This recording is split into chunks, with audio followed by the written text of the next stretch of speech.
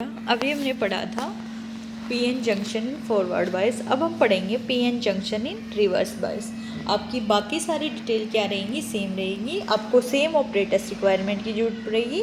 आपका सिर्फ क्या हो जाएगा, डायग्राम चेंज हो जाएगा। इसमें पॉजिटिव नेगेटिव से कनेक्ट हो जाएगा और नेगेटिव पॉजिटिव से, सर्किट डायग्राम डिफरेंट आएगा। और इसके अलावा जो आपकी टेबल बनेगी, ठीक है, आपकी इस टेबल में आपके एमीटर की रेंज और आपके वोल्ट मीटर की रेंज अलग अलग हो जाएगी।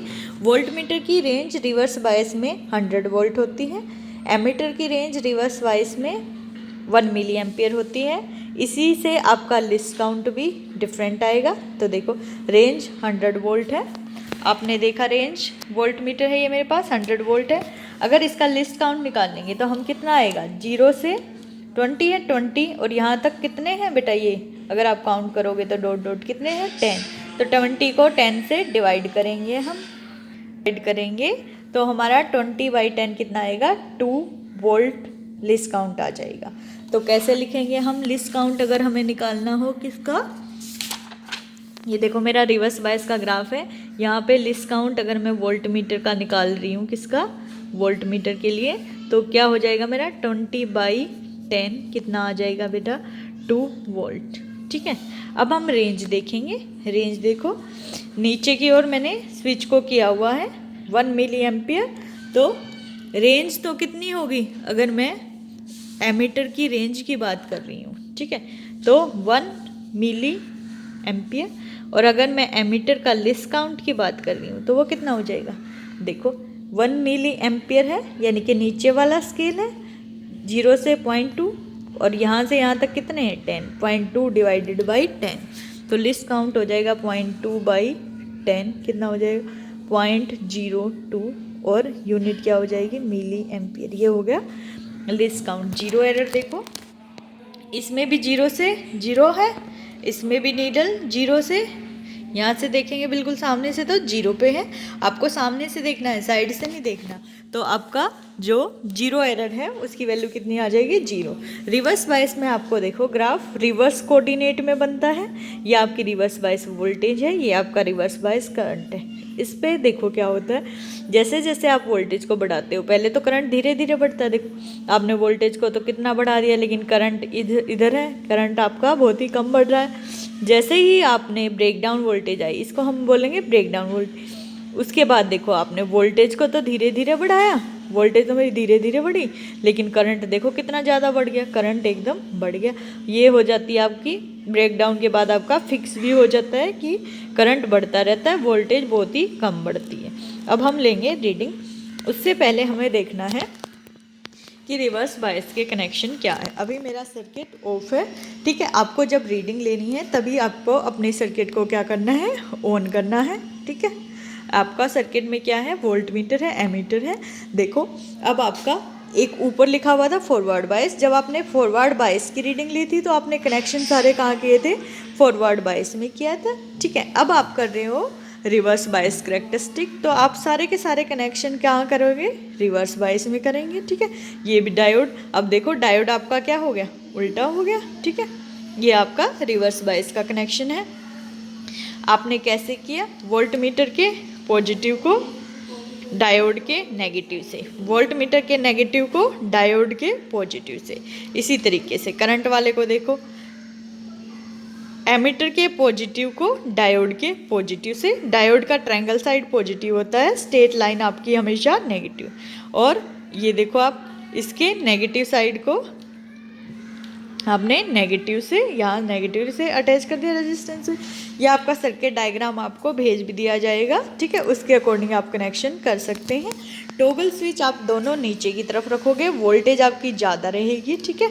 करंट आपका कम रहेगा, 1 मिली एम्पियर करंट की वैल्यू कम होती है, ठीक है बेटा। अब आप रीडिंग लोगे, रीडिंग लेने के लिए आपको क्या करना है, सबसे पहले इसको ऑन करना है, ठीक है। ऑन किया, अब आपका पहले आपने फॉरवर्ड बायस में ये वाला स्विच यूज किया था, ठीक है। अब आपको ये वाला वेरिएबल स्विच रिवर्स बायस के लिए यूज करना है।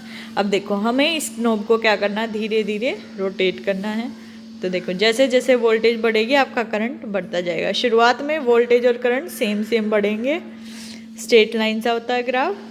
बाद में वोल्टेज धीरे धीरे बढ़ेगी और करंट की स्पीड ज़्यादा हो जाएगी। देखो, जब तक पहले सर्किट में था वोल्टेज धीरे बढ़ी, करंट भी धीरे बढ़ा थोड़ा सा ज़्यादा, लेकिन अब देखना वोल्टेज धीरे धीरे बढ़ रही है और करंट मेरा कितनी स्पीड में आगे जा रहा है। ठीक है, ऐसे मैं डिफरेंट सेटअप ऑफ वैल्यू ले लूँगी। ठीक है, आपको कुछ वैल्यू फिक्स करके बता देते हैं। मैंने मान लिया मेरी फर्स्ट रीडिंग है ये वाली। ठीक है, फिक्स कर ली। अब देखो इस रीडिंग के अकॉर्डिंग आपका कितना है, नीचे वाले स्केल पे देखेंगे। ठीक है, तो 4 अगर हम काउंट करें इसको 1 2 3 4 ही तो है, तो आपकी रीडिंग क्या आ जाएगी इस बार 4 इंटू लिस्ट काउंट, नीचे वाला स्केल का लिस्ट काउंट था। ठीक है, तो आपकी रिवर्स बायस वोल्टेज, ठीक है, ये आपका लिस्ट काउंट और 0 एरर निकाल के दिखा रखा है, तो रीडिंग क्या हो जाएगी 4 इंटू लिस्ट काउंट कितना था 2, 8 वोल्ट। अब आप देखेंगे आपका करंट कितना है, नीचे वाला स्केल देखो बेटा, तो नीचे वाले स्केल में आप देखोगे तो 5 है, ये 5 इंटू नीचे वाले स्केल का लिस्ट काउंट। ठीक है, तो आप रीडिंग कैसे लिखेंगे 5 इंटू लिस्ट काउंट कितना था 0.02, सोल्व होके जो भी आए आप लिख लेंगे। ठीक है, नेक्स्ट रीडिंग देखते हैं बेटा वोल्ट मीटर की। देखो काउंट करो ध्यान से कितना है 8 इंटू लिस्ट काउंट आप लिख लोगे तो आपकी नेक्स्ट रीडिंग आ जाएगी 8 इंटू लिस्ट काउंट कितना था 2 वोल्ट, यानी कि 16 वोल्ट। एमीटर में देखो कितनी है 9, अगर आप इसको काउंट करें तो जो हमारे नीडल वो कितने पे 0 1 2 3 4 5 6 7 8 9 इंटू लिस्ट काउंट कितना है 0.02 और मिली एम्पियर जो भी आपका आएगा कैलकुलेट होके। नेक्स्ट रीडिंग देखो बेटा, कंप्लीट है 20। ठीक है, तो नीचे वाला स्केल देख रहे हैं तो 20 वोल्ट मीटर की रीडिंग कितनी होगी 20 वोल्ट। ठीक है, 20, या फिर आप ऐसे लिख सकते हो यहाँ से यहाँ तक काउंट करोगे कितने हैं 10 इंटू 2 लिस्ट काउंट था तो 20 आएगा, और डायरेक्ट 20 है तो आप डायरेक्ट भी लिख सकते हो। इस तरीके से आप मिली एम्पियर की रीडिंग देखो कितना है, देखो 0.2 तो आपका कंप्लीट हो गया, ये आप नीडल पे ध्यान दो, तो 0.2 तो कंप्लीट हो गया, तो 0.2 तो आपको आ जाएगा as it is plus 0.2 plus कितना है 0.2 के बाद काउंट करो 1 2 है 2 इंटू लिस्ट काउंट 0.02। आप रीडिंग ऐसे लिखोगे। आप वोल्टेज की यूनिट क्या लिखी थी हमने 20, और ये देखो 0.2 इंटू 2 इंटू लिस्ट काउंट। ठीक है, जो भी आपकी लिस्ट काउंट की वैल्यू थी। नेक्स्ट रीडिंग देखो बेटा 20 से 40 के बीच है, आप डायरेक्ट 30 भी लिख सकते हो, मैंने कितना लिख दिया 30 वोल्ट, या आप ऐसे लिख सकते हो 20 तो कंप्लीट है 20 प्लस उसके बाद काउंट करो कितने 20 plus 5 into list count, 20 plus 5 into 2 क्या आ जाएगा 10, तो आपका कितना आएगा 30। और आप वैसे भी देख सकते हैं 20 और 40 के एग्जैक्ट मिड में कितनी होती है 30। अब आप मिली एम्पियर पे देखो आपका कितना, देखो 0.4 तो कंप्लीट चला गया, तो 0.4 तो आपका एजीटी जा जाएगा प्लस 0.4 के बाद कितना बड़ा है 1 इंटू लिस्ट काउंट क्या हो जाएगा 0.02। तो आप रीडिंग ऐसे लिखोगे, इधर तो आपने लिख दिया 30 वोल्ट, इधर क्या 0.4 प्लस 1 इंटू लिस्ट काउंट, ऐसे ही 3। देखो वोल्ट मीटर की रीडिंग तो मेरे पास कितनी है बेटा 40 है। ठीक है, नीचे वाला स्केल देखने हैं तो हमने क्या लिख दिया 40 वोल्ट एज इट इज। और देखो आपको दोनों एक साथ लेनी है, जिस पे आप वोल्ट मीटर की ले रहे हो उसी पे बिना चेंज किए आपको किसकी रीडिंग लेनी है एमीटर की। ठीक है, अब देखो 0.6 पे है, आपको कैलकुलेशन की भी ज़रूरत नहीं है, आपकी नीडल डायरेक्ट कहाँ है 0.6 पे, नीचे वाला स्केल ले रहे हैं तो हम क्या लिख देंगे 0.6। अब आगे देखो हम फिर से इस वाले स्विच से क्या करते हैं रोटेट करते हैं थोड़ा सा, देखो इतना आपका ये तो कितना बड़ा 0.40 के बाद कितना आ गया 40, तो आप एज इट इज लिखोगे 40 प्लस कितना है 40 के बाद 3 इंटू लिस्ट काउंट कितना था 2, यानी कि 40 इंटू 3 इंटू 2 6, यानी कि 46 वोल्ट। और एमीटर की रीडिंग देखो इधर बहुत ज़्यादा बढ़ गई आपकी 0.6 और 0.8 के एग्जैक्ट मिड में नहीं है, ज़्यादा है।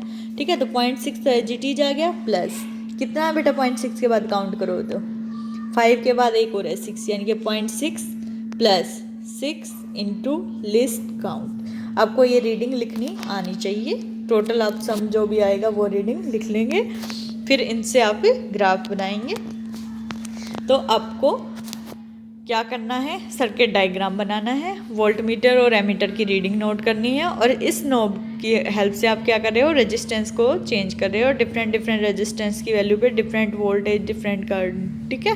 आपने ऐसे ही रीडिंग नोट कर ली।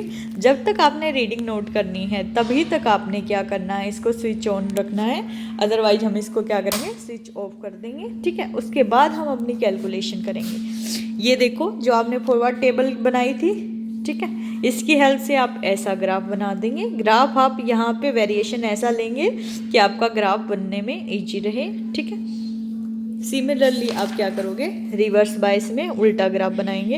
इसमें आपको ज़्यादा का स्केल लेना पड़ेगा। ये कहाँ से आया, आपकी रीडिंग के अकॉर्डिंग आप ग्राफ बनाओगे, ठीक है। वोल्टेज हॉरिजॉन्टल लाइन पे होती है हमेशा, करंट यहाँ पे, ठीक है, वर्टिकल लाइन पे। देखो इसमें लिख रखा माइक्रो एम्पियर, तो आपको माइक्रो एम्पियर नहीं लिखना है कि कहीं आप बुक से एजिटेट दे। आपने मिली एम्पियर में रीडिंग ली है तो आप ग्राफ इधर मिली एम्पियर में ही लिखेंगे, ठीक है। या फिर आप मिली एम्पियर की रीडिंग को पहले माइक्रो एम्पियर में कन्वर्ट करें।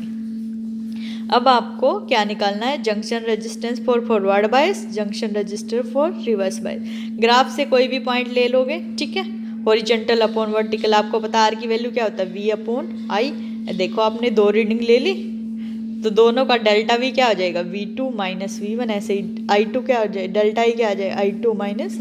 आप फॉरवर्ड बायस के लिए अलग निकाल दोगे, रिवर्स के लिए अलग। फॉरवर्ड बायस में रेजिस्टेंस की वैल्यू कम प्रोवाइड करनी पड़ती है, तो कितना आया, 40 ओम कम आएगा आपका ग्राफ की हेल्प से रेजिस्टेंस। रिवर्स में बहुत ज़्यादा लगाते हैं आप, तो देखो कितना आया, 1 × 10⁶ ओम।